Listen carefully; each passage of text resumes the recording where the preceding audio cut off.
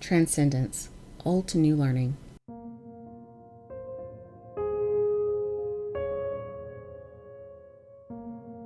The state of our current education system is not nearly where it should be. From the days of classrooms and churches until now, much has changed, yet more remains to be seen. Some would argue that we are fortunate to have modern amenities, whereas others struggle because they were given tools but not taught how to use them. In his book entitled The Anti-Education Era, Creating Smarter Students Through Digital Learning, James Paul G. argues that people need to be smarter. He tells us that in order to be smart humans, we must use a 5-pronged approach: building simulations based on experience to think before acting, assessing the outcome of our current action, choosing a new action or adjust the previous one, and acting again. The entire process is known as the circuit of reflective action. G says the circuit is not primarily devoted to determining what is true. It is devoted to determining what works, what is adequate for our purposes, values, and goals. That is not to say that truth is irrelevant to the circuit of reflective action. It is just that truth alone is not enough. Things need to work toward the accomplishment of goals. The circuit of reflective action is a type of interactive conversation with the world. We act and pay attention to how the world reacts. We then reflect on what the reaction from the world, the outcome of our action means or augurs for what we should do next, what we should change or adjust in order to accomplish our goals. Then we act again and the world answers back. You need a world with which to play the game of reflective action. G also says the world that answers us back in response to our actions is a stern taskmaster. It does not care about us. It can bite back if we do not pay attention to its responses. That world, our world, it has answered and is biting back. But who is listening? Transcend, to rise above or go beyond the limits, to triumph over the negative or restrictive aspects of. Transcendence, the quality or state of being transcendent.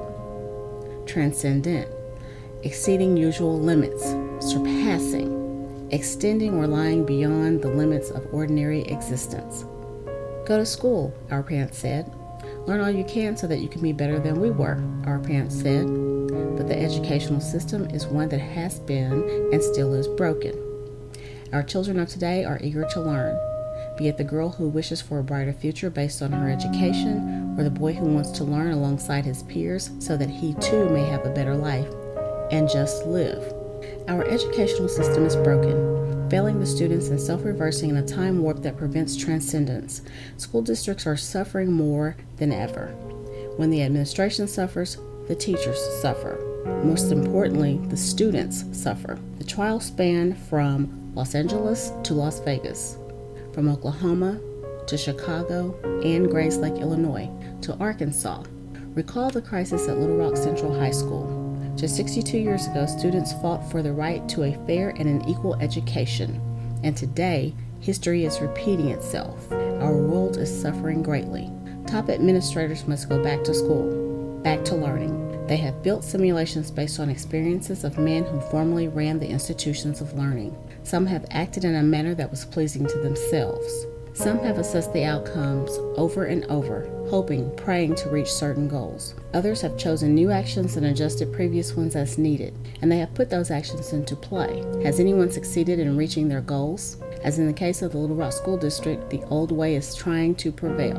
Today's teachers are limited in their creative spaces. Some schools are digitized, whereas others are still using textbooks that are decades old, calling for significant climate change within institutionalized education. Administrators have held interactive conversations with the world, and our world has responded. The mindset of yesteryear, one in which people were afraid to transcend into a greater space, is no longer welcome. We need choices, the freedom of choice, so that our children can grow into productive adults.